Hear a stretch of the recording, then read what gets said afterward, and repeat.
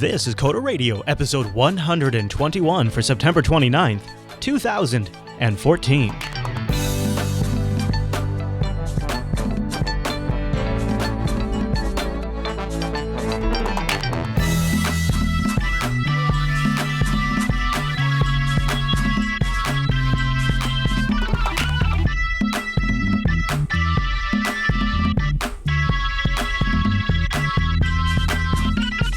Hi everyone, and welcome to Coda Radio, Jupiter Broadcasting's weekly talk show taking a pragmatic look at the art and business of software development and related technologies. This episode is brought to you by our two fine sponsors, DigitalOcean and Linux Academy. I'll tell you more about those great sponsors as this here show goes on. My name is Chris, and joining us every single week is our excellent host, established on the East Coast, Mr. Michael Dominic. Whoa! Hey there, Mr. Dominic. The DOS keyboard. With the grand entrance, too. You realize now, technically, you just elevated the keyboard above yourself in hosting status because you introduced the keyboard before you introduced yourself. The keyboard is You got amazing. higher billing, dude. You got higher billing. The keyboard is the only truth. That's true. And I also know that you probably missed it because unless Instagram was lying to me, you did a little bit of traveling while we were apart. I did. I was in Florida. And how was that? It was very nice. I couldn't, from the Instagram, what phone are you taking pictures with, man? I mean, these are some of the worst cell phone pictures I've seen. The Nexus 5, I was a little surprised to see how poor the pictures were. I mean, it was fun, but I was like... Yeah, I was like, I love the Nexus 5, but this is kind of crap. Yeah, it was pretty bad. Yeah, I'm like, the iPhone's never looked better. Wow. Well, hold on. Don't label us that already before we even get that. I got to tell you, I had one of those weeks where every now and then I'm starting to feel like this real urge to just disconnect from technology for a while. Because just little things are failing, like the RAID array on the Wirecast machine failed last week. And thankfully we didn't miss any shows because of it. We caught it and we had a backup. But it... that was one thing, and then I've had something else break in the studio that just didn't plan for that to happen, and there's just like little things here and there are just failing in technology in the last couple of weeks for me, and I had it, and then I installed some sort of step tracker program on my phone, and it was draining my battery, and that was awful. I thought my phone's battery was dead, but I figured that out, and it's just, Mr. Dominic, I'm done with it. Do you ever get to that point where you're just done with technology? Yes, it's called my live in the woods like a heathen days. It's great. Makes me want to grab a bottle of whiskey. Drives me crazy. Well, we got some stuff to get into in this week's episode. Not just my woes with technology, which I somehow will power through. Somehow. Actually, I do have my touchstones that I love still, so I can never truly unplug from you. Like, when I imagine unplugging from technology, like, I kind of did that over the summer. I went to a cabin, and I still brought a tablet and my smartphone, and they had Netflix streaming to the TV. So when I unplug, it's so lame. All right, well, let's get to our first bit of feedback. And we had an interesting discussion last week regarding crowdfunding on Kickstarter as a way to fund development. And you kind of took a track of like, don't use Kickstarter to fund development. Use the more traditional VC route. Yep. Well, Azorsin, jeez. Gosh. Anyways, we got a great comment saying in response to that. So, and his point was that Kickstarter shouldn't exist in favor of traditional investment. Saying that is the same as saying that non-commercial projects shouldn't be able to crowdfund. As has been pointed out, these traditional investors are generally in for the money, which means non-commercial projects are inherently uninteresting to them for investment. So in effect, a stance against easier crowdfunding is a stance that is hostile to funding non-commercial projects in general. What do you think of that, Mr. Dominic? No, right? So donations existed before Kickstarter. Yeah, but you cannot deny the effectiveness of Kickstarter for raising money around a project. Right, but there's nothing that stops you from having a Kickstarter-like site for open source only, right? Something sort of like Kickstarter, but something you make yourself? Right. Yeah. He says that he believes the positive outcomes often validate the concept without the negative outcomes invalidating them. There are even commercial investors who throw venture capital at potentially profitable projects, fully expecting to lose some of the investment in projects, shipwrecking it in some way. He says, if you donate to crowdfunded projects, you should perhaps try to take on a similar mindset that just in it for the profit doesn't mean he doesn't see in it. Don't it's long. He goes, it's way too long. But what his point is, I think his core point was, is that if you do donate, sort of like investing, that if it's something you have to be prepared for not to make a return on investment on. And I don't think that people do go into Kickstarter making a return on investment on. I think that was kind of what people misconstrued your point as, is that you were assuming people on Kickstarter are planning to make money off the projects they back. And I think also what he's responding to. So what I was criticizing is a lot of the, particularly the games, right? The commercial projects that, people are getting kickstarted and then not delivering, and people are getting really upset. Yeah, I think your hard stance on is what kind of is responding to is he says it's more of a gray area. But either way, I digress. I just wanted to follow up because it was sort of a point that we touched on and moved on from, and I actually thought you'd be pro Kickstarter because imagine, like, for example, somebody wanted a GitHub-like client for Linux that would do nice GitHub type. Somebody was going to make, like, just as an example.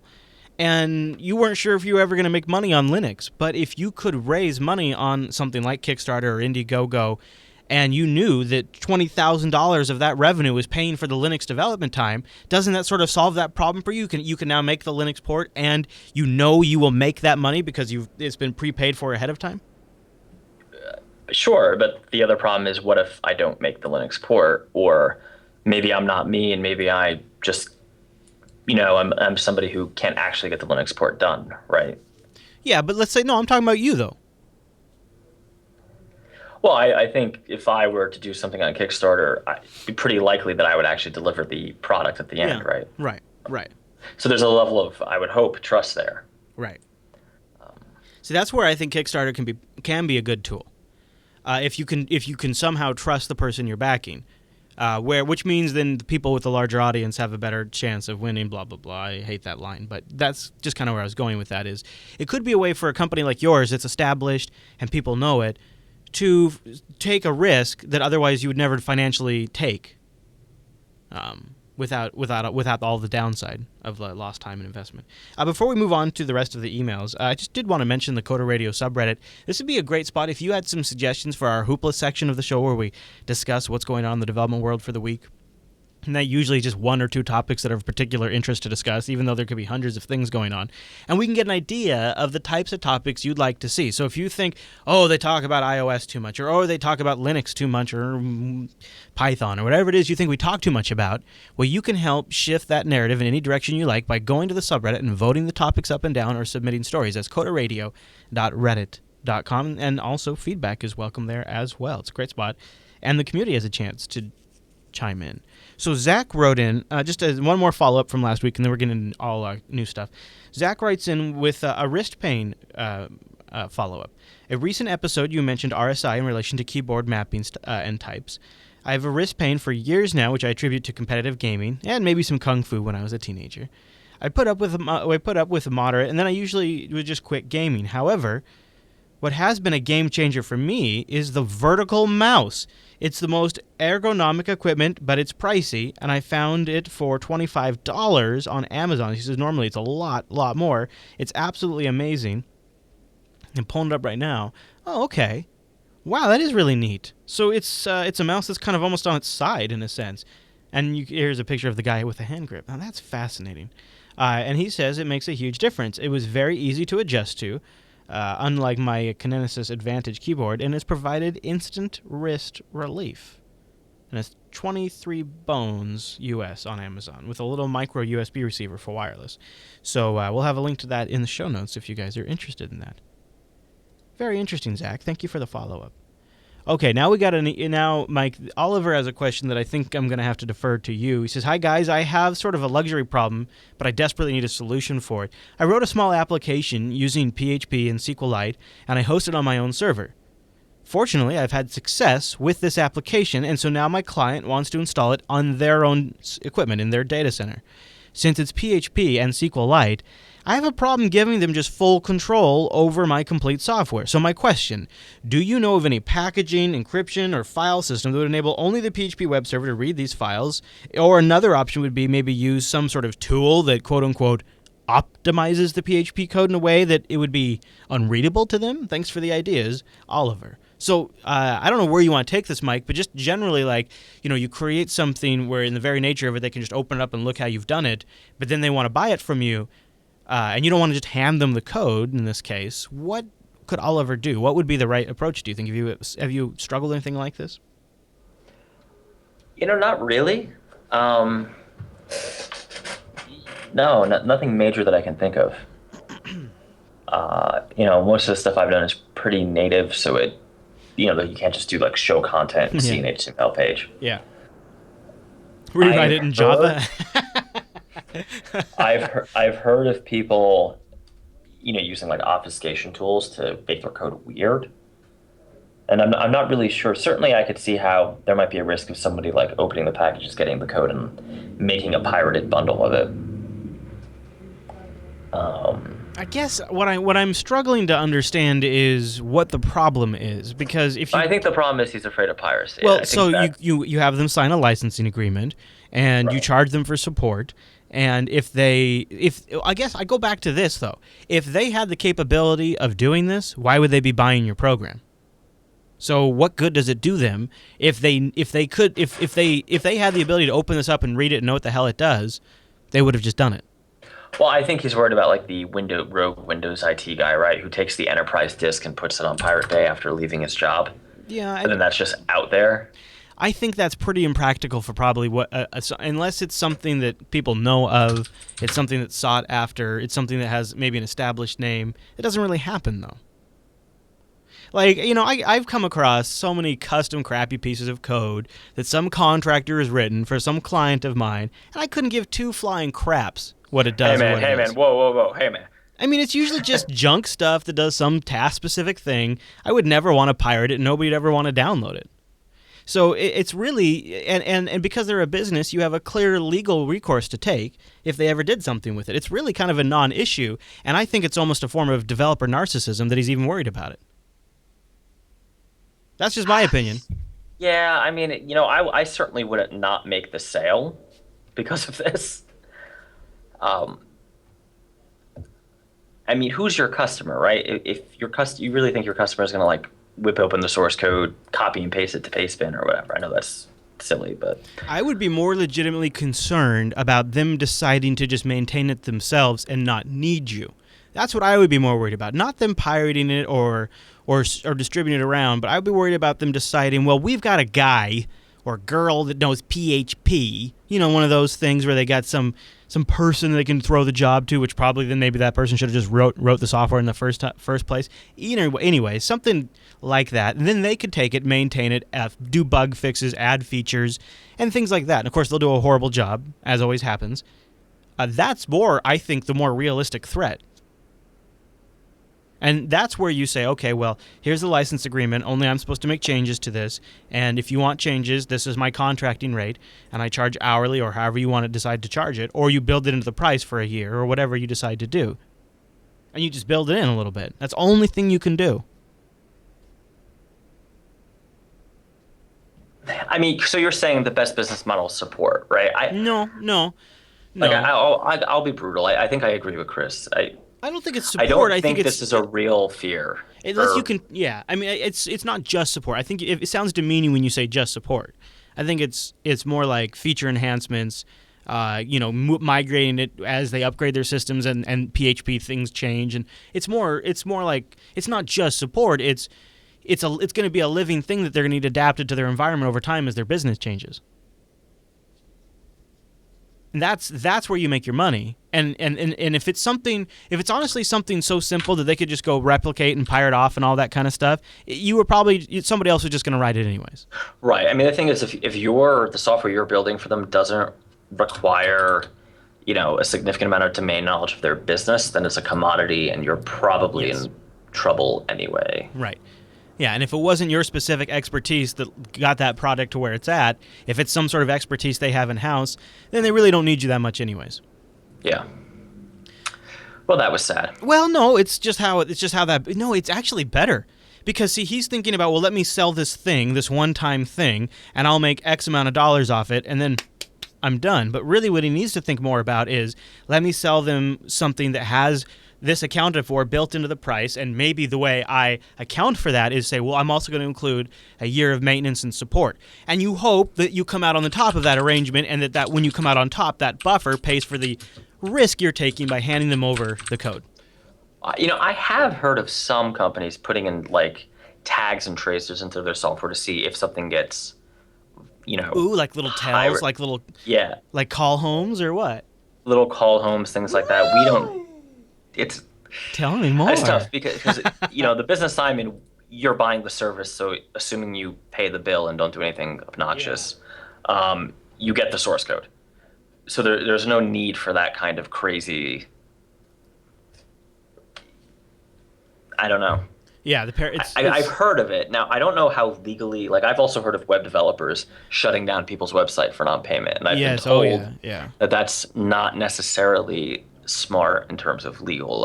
I don't believe it is, no. Yeah. Yeah. Yeah. It's really tough, right? Because I think the thing he's ultimately worried about is either non-payment or getting robbed. And unfortunately, in a lot of these cases, the vendor loses just because, once they have the code, possession's 9/10 of the law, right? Yeah, and they could even make the argument that if they really wanted to, they would just find a way to claim that you've been negligent in their needs, and this is an important software for their business function, and so therefore it's their responsibility to take care of the problem, and they would just fight you on that. So if there's nothing to do there. I don't know what I don't know what dollar value you're talking about, but unless you were talking about tens of thousands. You certainly have a license agreement, but the legal costs of enforcing that agreement versus any kind of damages you could get, and I'm not a lawyer, so don't take this on principle, to just a little bit of experience, are not going to be worth it in almost any case. Isn't that the sad truth? We actually have a law encoding email coming up. Well, hello there. Hi, go. Oh yeah.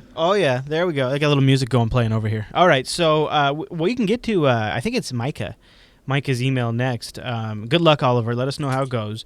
We're just giving you the tough love. Before we get to Micah's email, which is an interesting question, I want to mention our friends over at Linux Academy. We talk a lot about the LAMP stack, and we talk a lot about PHP and SQLite. Linux Academy's got courses on all of this stuff. Let me tell you about Linux Academy because it's a great way for you to just move your skill set forward at your own pace and really challenge yourself too. And I've also found it's a great resource to fill in some gaps for me. And the best part is they have team accounts, so if you have a group of folks you're working with, you as a group can work together. They have step-by-step video courses with downloadable comprehensive study guides. You can pick from 7+ Linux distributions, and then the content, the study guides, automatically adjust to match the distribution you chose, which is so super cool. And they've just rolled out a bunch of really new features. I think I've mentioned recently the learning plans, which is amazing. You just tell Linux Academy, this is how much time I have for this. It'll automatically generate and adjust courseware to match that, and it can help remind you of quizzes and tests and things like that. I think that's really neat. I also think you should check out some of the CentOS stuff. If you've been looking at CentOS recently and you want to really come at it with a firm understanding, they've got some great new courses on OpenStack and CentOS. I think that's probably worth your time. Amazon AWS services as well. Before you deploy something you have to support on AWS, it'd probably be worth your time to take some of these courses. And what I love about these labs is these are scenario-based labs. So you go through there and you set up the app, and it uses S3 for the storage. And you can use EC2 for the front end, and the Amazon DNS services, and the simple mail services, and all of that. It ties it all together so that way you have a comprehensive understanding of how the dashboard works, how these services work together. And the best part is, like all of Linux Academy's courses, not just AWS, but including AWS, they'll automatically spin up a virtual server for you on the back end. So A, you don't have to worry about signing up for an AWS account and then paying for that and funding that while you do your experimentation. But B, it does it just at the right time, and they do it integrated with their courseware. Isn't that neat? Each courseware comes, each one of them, when they need a lab, boom, comes with its own server. Pow! How neat is that? That's just one example of many of the cool things they do over at Linux Academy, created by a bunch of Linux enthusiasts and educators that came together and said there's so much here we can go at, so much we can deliver our own brand on, and they've really done an amazing job. The dashboard's incredible. If you've got a little bit of time or a lot of bit of time, it'll keep you going, and they're rolling out new features and labs all the time. It's worth it. Here's what you do. I should have mentioned this earlier because this is how you get started. You go to linuxacademy.com/coders. linuxacademy.com/coders. That's going to take 20% off your subscription to Linux Academy. And they're adding new stuff all the time. They have a whole bunch of more courses they're rolling out through the rest of the year, live stream events where you can ask the educators directly. linuxacademy.com/coders. Go check them out. And a big thank you to Linux Academy for sponsoring the Coder Radio program. Mr. Dominic, okay, so Micah writes in about law and coding. Get ready for this one. Buckle up. He says, hey, guys, first time writing in. Thanks for the show. I really enjoyed it and found it informative. I have 2 questions for you, and I'm hoping you might be willing to read them on the air. I'm also interested to hear what the listeners say, so he's soliciting listener feedback, too. Question number 1. I'm not really a programmer or a developer. I'm a law student. My ambition is to eventually help small software startups get off the ground running smoothly so they can focus on what they do. Make kick-ass software or hardware or both. With that said, I'm curious as to what you perceive to be the biggest barriers to communication between developers and their legal support, be it in-house counsel or just maybe a firm they use. Does legal generally not know the tech well enough? Is there ever a culture divide? Is one side not communicative to another? Or do you see this as not an issue at all, which would surprise me? And he also says not only would it surprise him, but the majority of our broadcasts discuss issues which are, if not legal related, at least in the vicinity of it. So maybe this could be a specialty bias, he says. So what do you think, Mike? Do you see issues when interacting with legal? Is this something that you've ever been like when you're working on your business, been like, God, I really wish there was somebody out there that knew my business better? Yeah, so this is actually something I've experienced myself. The lawyers I've used and talked to, many of them are used to, if they do tech at all, very large tech enterprises, right? So where contracts and deals start at 6 figures. Can you hear me? Yeah, no, I was just letting you go. I can hear you. Oh, okay. So one of the things like I get from my attorney all the time is like we'll occasionally have customers who, we used to do these lower market apps for people with ideas, and they often disappear mid-contract, right? Mm-hmm. And it's like, well, you can sue them, but really, come on. Is it worth it? Yeah. And unfortunately, that's kind of the case when attorneys are involved. It often isn't worth it. I mean, conversely, of course, it's not worth it for them to sue you if they were upset. So you think it's a cost thing? I think there's a cost thing, and I think there's also, one attorney explained it to me very, very well a while ago that the business of developing software for other people is like putting in kitchens, right? It doesn't matter if you did a good job. If the lady of the house doesn't like the granite you picked, she's going to be pissed and she's not going to pay you. And, even if she signed off on the granite before, it's just the way it's going to go. And you have this option where you have a contract and you can get into the pissing match of fighting for payment, or you can just kind of, right, let it go. Yeah. And there have been cases where I've let it go. There have been cases where I've not. I'm less inclined these days to let it go. More so because when dealing with, I see all kinds of cheeseball tactics, right? Like, well, thank you for taking our time, fingertip, but we were going to actually offshore this job, so I'm hoping your billing is commensurate with that. What? Yeah, and that's actually like all kinds of cheeseball tactics from people.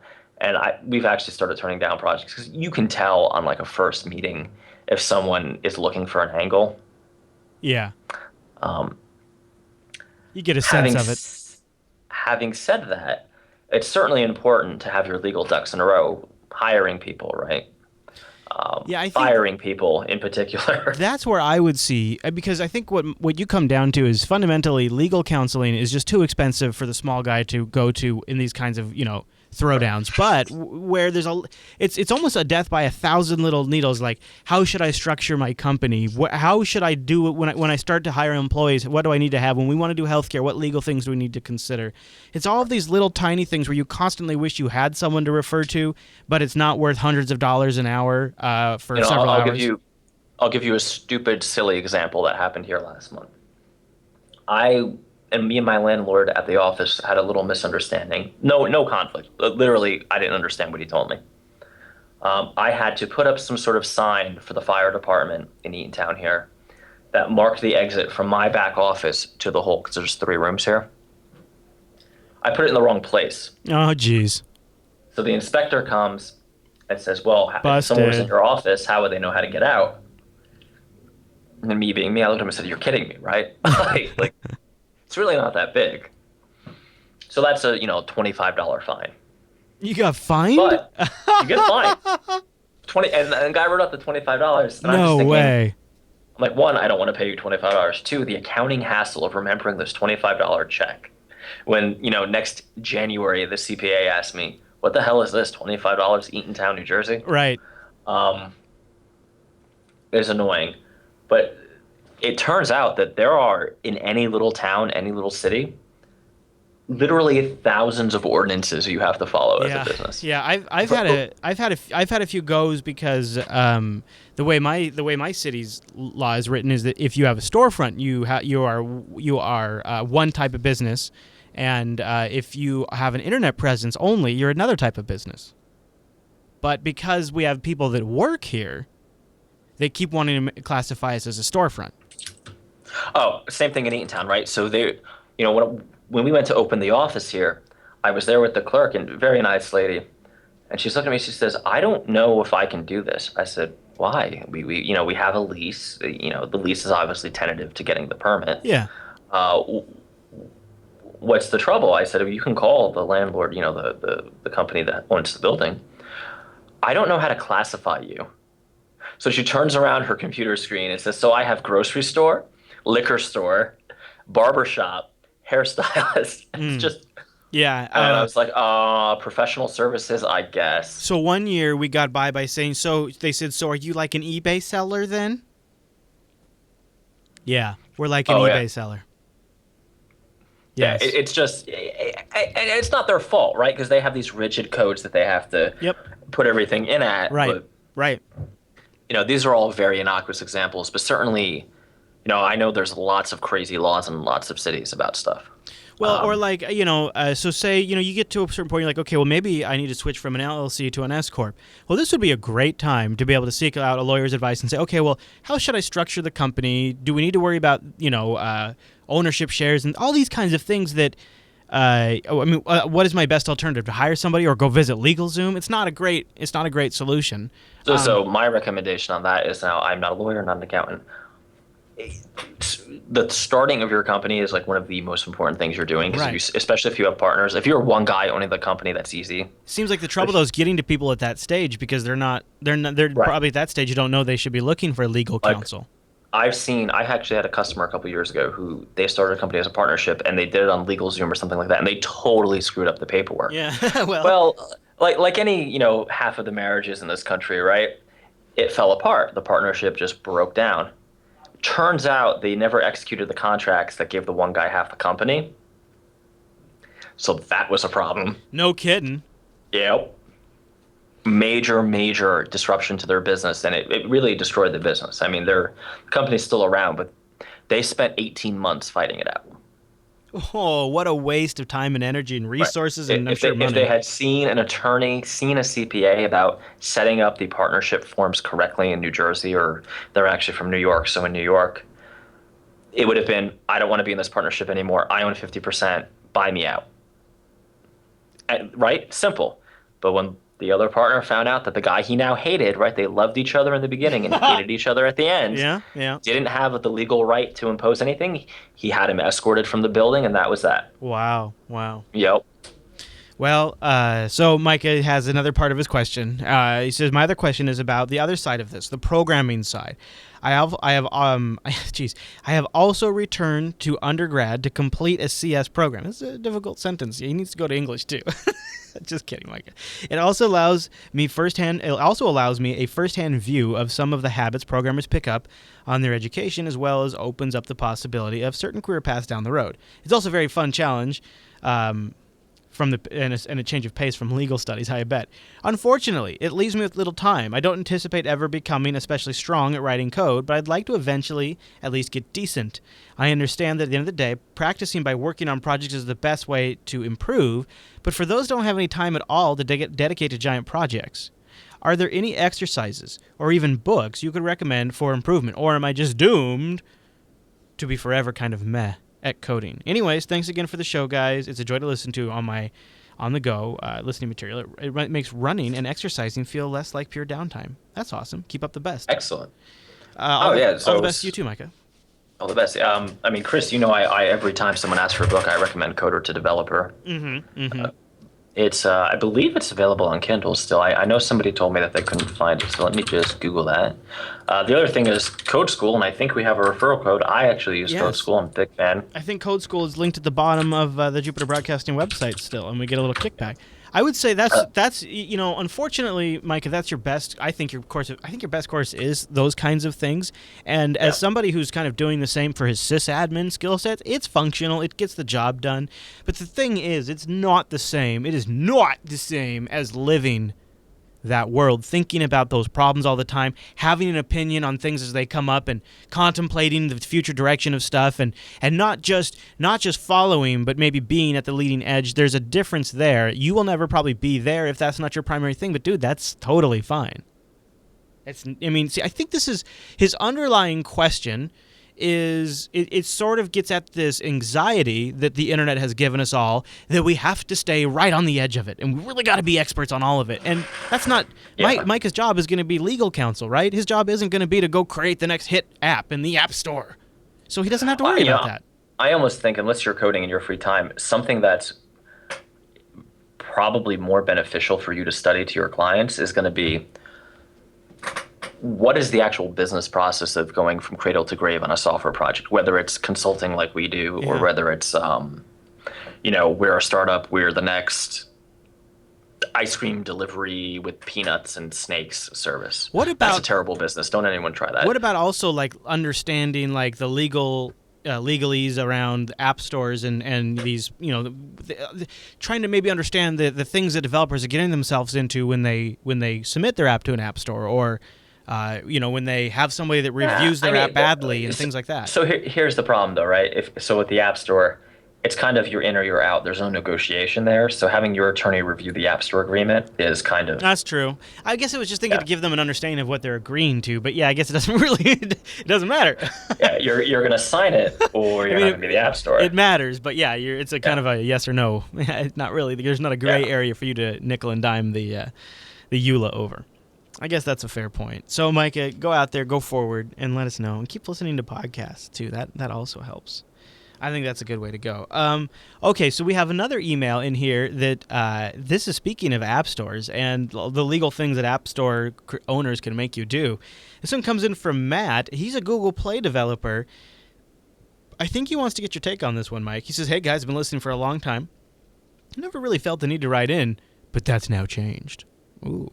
It says, "I'm sure Mike has gotten notice about Google requiring a postal address for all who would sell their apps or have an in-app purchase in their apps. But I wonder if it has really registered with him what this means for those of us who have an on-the-side dev account with Google for personal projects in the hopes of maybe making some money or becoming maybe one day truly independent." This article, Why Hyperbolic, makes a really good point, and he links this to an AndroidAuthority.com, and the headline is Google forcing developers to publish home address. "I was fine with them having my info for verification, but to post it to the world is just ridiculous. I will now be forced to move away from Android as a development platform for personal projects, mostly games, if I want to retain my privacy and make money. And that's really sad." Right. I just thought I'd bring this to your attention in hopes you'd throw your voices into the fray. I don't think this is a great idea. So one quick note, right? There's a super easy, super stupid way around this. Just get one of those postal box services that let you pretend like you have an office. They're like $20 a month. And you just add it to your address. But have that aside, I could see some scenarios where this goes horribly wrong, right? What about that woman who was criticizing video game culture and people were like going to her house and sending threats and things like that? I forgot her name. Oh, right. Yes. Well, I was even just thinking like maybe like an app that accidentally, like a total bug, exposes some really... Well, let's just take Secret. Right. Let's say somehow everybody's identity on Secret leaks, and somebody who shared something particularly embarrassing and is a little unbalanced decides to go find out that developers where this is just total example here, but like you could see how it could lead to some bad situations where somebody gets a vendetta and says that was my info, or your app deleted all of my baby's pictures, or the nudies of my girlfriend, you just leaked all of them. Whatever it is, you can see how somebody get really upset and want to have a little bit of a vendetta to go take care of. I don't know. It seems pretty risky to me. What's the upside here? I mean, there must be a pretty valid reason for Google doing this. I get the feeling they want to keep trash out of the Google Play Store more and more. This does not seem the way to go. It says here, it's mandatory to provide a physical address where you can be contacted as you are the seller of the content to comply with consumer protection laws. Right. Or so they could serve you a subpoena. That's probably really what it is, right? Or if you don't comply, it may result in your app being removed from the Google Play Store. I wonder if we're about to see a great purge of the Google Play Store, of old apps and stuff like that. Maybe. How are they confirming these addresses, though? I don't know. I mean, I guess they probably do a Google Map lookup, and if it's a valid address, they just accept it. You could probably plug anything in, but then if they found you were doing it intentionally, maybe there would be something there they could go after you for. That's a really good question. I don't know. This is pretty nuts. It seems like it seems like they're taking I don't know. I mean, I could see needing to serve notice on someone of a lawsuit or something like that. That's basically it. Well, it seems like this would be something Apple would do and not something Google would do. Like, it seems like this is Bizarro World. See, what I'm not totally clear on is Google going to publicly make these addresses available? It's not. I can't imagine they are. So what they're going to do is it's going to be so Apple makes you do this when you sign up for a developer's account, right? What's the difference? I think so. So what's the difference? I guess Google didn't do it before. To be honest, I'm pretty sure we have an address in the Google account anyway, because we use them for Google Apps for Business, and it's all kind of connected. Because I'm reading through this, and I've seen people talking about this, but I've never seen that it's going to be published publicly. So now, of course, something like this could leak or eventually could become public, but that to me it makes a huge difference. I don't know, though. I'm still not totally happy about it. Yeah, it feels wrong, but actually it may just be one of those non-issue sort of things. It does, exactly. Yeah. Right. Yeah. Okay, all right. Well, I'll tell you about something that's a great issue, and that's DigitalOcean, our next sponsor here on Coder Radio, DigitalOcean.com. Head over there right now, and don't forget, we've got a promo code. Wow, September is almost over. Jeez Louise, you should probably try to use this right now. I would. Coder September, lowercase. Give you a $10 credit over at DigitalOcean. You can get the $5 rig for 2 months for absolutely free. Now, if you're not familiar with DigitalOcean, you should check it out. Mike and I have been using it for a long time. Mike, for ages longer than I have, he uses it for some of the back-end infrastructure for his web apps, his consumer mobile apps, and I use it for the back-end infrastructure for a lot of our publishing infrastructure and my media production for some of our shows, syncing files, OwnCloud, things like that, scheduling. It's an amazing resource. And if you're not familiar with DigitalOcean, I'd like to tell you a little bit about them. They're a simple cloud hosting provider dedicated to offering the most intuitive and easy way to spin up a cloud server. You can create a cloud server in probably less than 55 seconds, and the pricing starts at only $5 a month. That'll get you 512 megabytes of RAM, a 20 gigabyte SSD, 1 CPU, and a terabyte of transfer, connected to tier 1 bandwidth. DigitalOcean has great data centers all over the world in New York, San Francisco, Singapore, Amsterdam, and London. Brand new one in London, and it rocks with private networking and Core OS and IPv6. It's nuts, and their interface is so simple. The control panel is amazing, and you could even replicate this awesome control panel on a much larger scale with your own straightforward access to their beautiful API. Yeah, that's right. Yeah, they got an API. In fact, there's apps out for Mac and Ubuntu right now that just integrate management of your DigitalOcean droplet right into the menu bar. In fact, it's probably for other OSs as well. I don't know. Shoot. So don't forget, when you go over to DigitalOcean.com, use our promo code CODERSEPTEMBER, that's all one word, lowercase, to get that $10 credit. Go spin up a DigitalOcean droplet. I've got a few myself. And you can try out their one-click application install. Go deploy GitLab. Have your own GitLab now. Save yourself some money. You can put it on a DigitalOcean droplet, and you can use it for 2 months for free when you use the promo code CODERSEPTEMBER. OwnCloud, email, whatever it might be, a VPN server, BitTorrent, Sync. It can do it all. WordPress. That's where Matt runs several of his WordPress installations, is over on DigitalOcean. DigitalOcean.com. Use the promo code CODERSEPTEMBER. CODERSEPTEMBER when you check out to get that $10 credit. And a huge thank you to DigitalOcean for sponsoring the Coda Radio program. I'm just looking at their dashboard right now, and it's kind of an amazing thing that they've managed to put such an incredible UI on top of something that really was a big part of my business. And I think this is such an awesome way to do it now. And that's why whenever I need any kind of infrastructure at all, it's just a no-brainer. I go to DigitalOcean, and the pricing plans make it even easier. Coda September when you check out. Okay, Mr. Dominic. So we talked a little bit about Google forcing addresses, and I'm not sure if it's a big deal or not. But it's sort of it's a form of potentially exposing developers, which is concerning. And it could be, and when I say exposing developers, I don't just mean to like this crazy scenario where somebody gets their information leaks and they go hunt down a developer, but probably more like what you're talking about, a much more realistic subpoena, or a copyright violation gets served to them and things like that. This is a big problem in the Google Play Store, and there's probably a lot of folks that want to take legal action against some of this crap that's in there, and Google's been unable to do that fully. So I suspect that's more what the Google Play address stuff is about.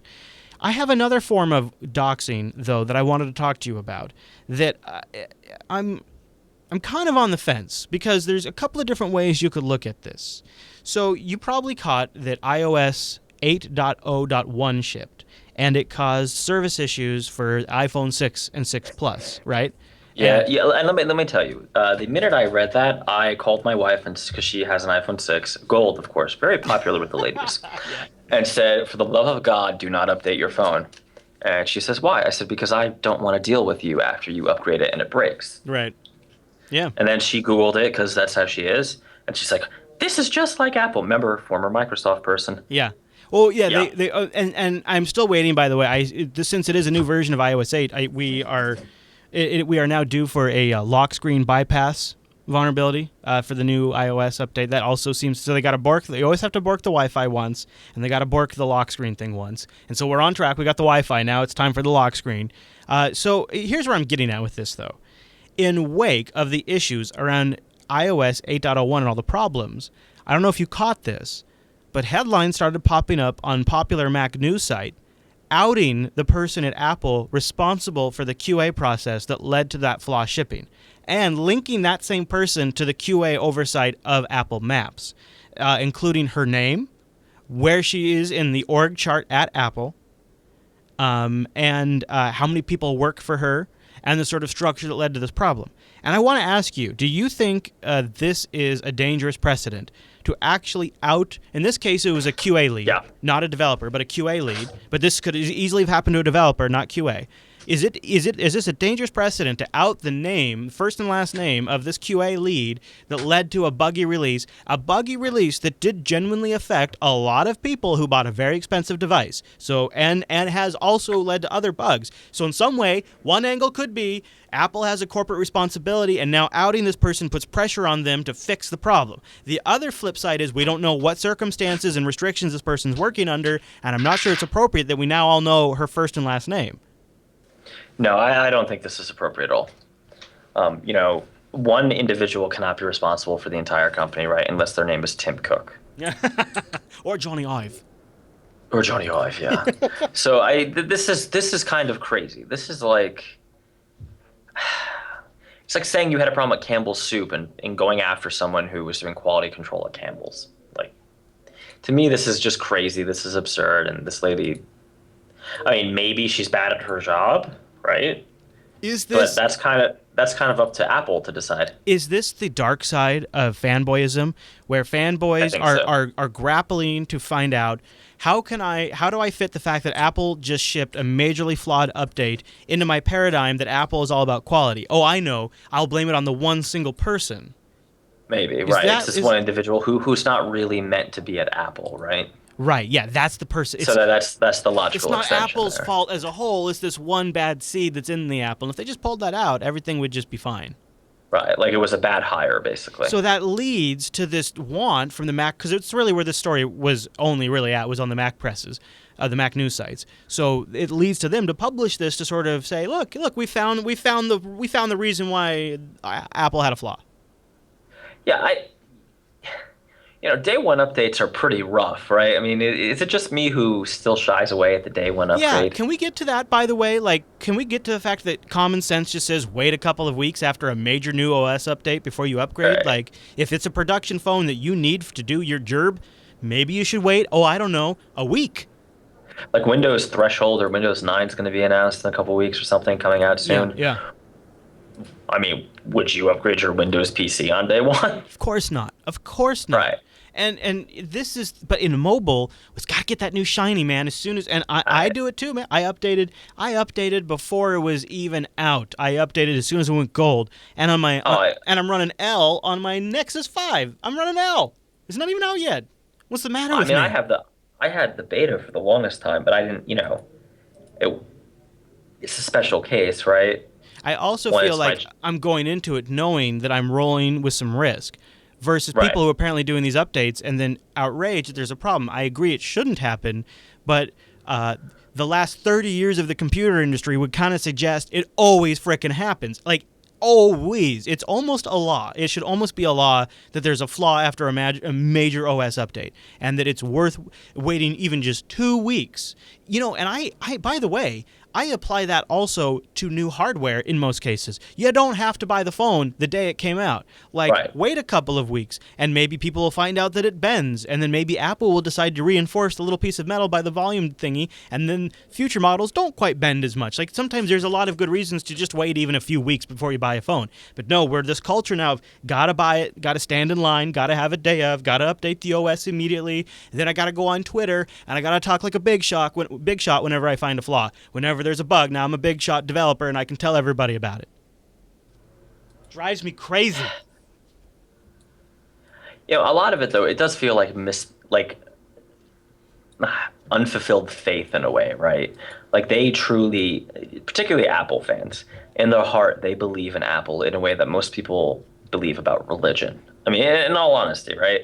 So when something is shown to them that, I don't know, shakes that faith, they do respond badly.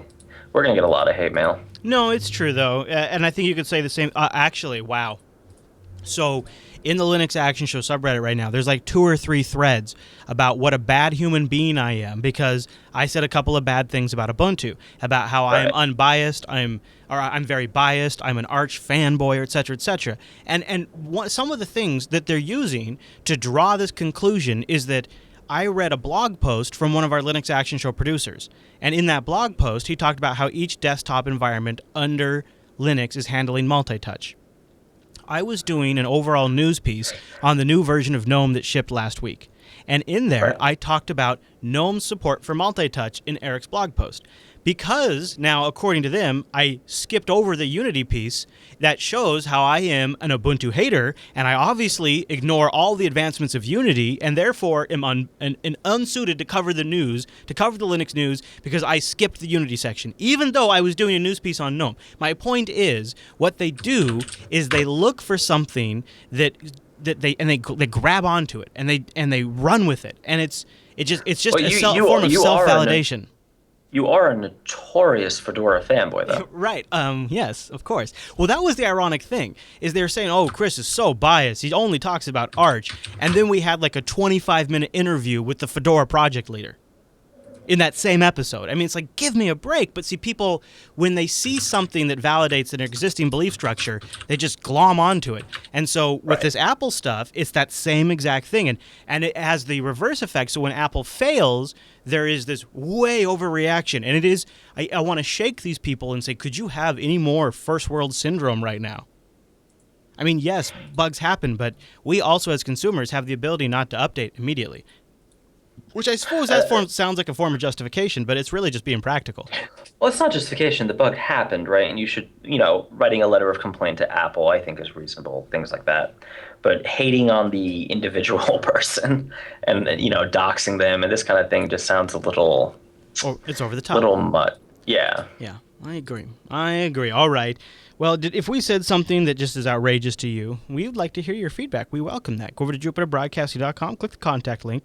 It could also be something that wasn't so outrageous or something you wanted to get our thoughts on, pick our brains about. Any topic suggestions, those can go to coderradio.reddit.com. Also, another great place for feedback. Mr. Dominic, is there anything else we wanted to chew on today? Nope. Happy October. Wow. Soon. Yeah, well, our next episode, it'll be 6 days into October. I know, it'll be great. Oh my gosh, Glorious. that is crazy. That is crazy. You know, I'm going to be leaving. I'll be out of town. I don't know towards the end of October, but I don't know if it's actually going to affect production of the show at all. No. I don't think it will. Don't leave. I'll be gone for a few days. Just only a few days, Mr. Dominic, down at Ohio Linux Fest. You know. All right, well, enjoy the Linuxy fun. And welcome back from your trip. Is there anywhere you want to send folks throughout the week to check up on you? Just go to @Dumanuku on Twitter. Sure. It's almost like you don't say that every week. It's almost like you have to think about it. It's weird. I do. I know. It's weird, right? You can find me on Twitter, too. Did you know that? I just signed up @ChrisLAS, brand new account. Just created it 30 seconds ago. You don't believe me? Go check it out and then follow me. Find out if I'm lying or not. @ChrisLAS. All right, everyone. Thanks so much for tuning this week's episode of Coder Radio. Love to have you join us live Mondays, noon Pacific, 3 p.m. Eastern, jblive.tv. See you right back here next week.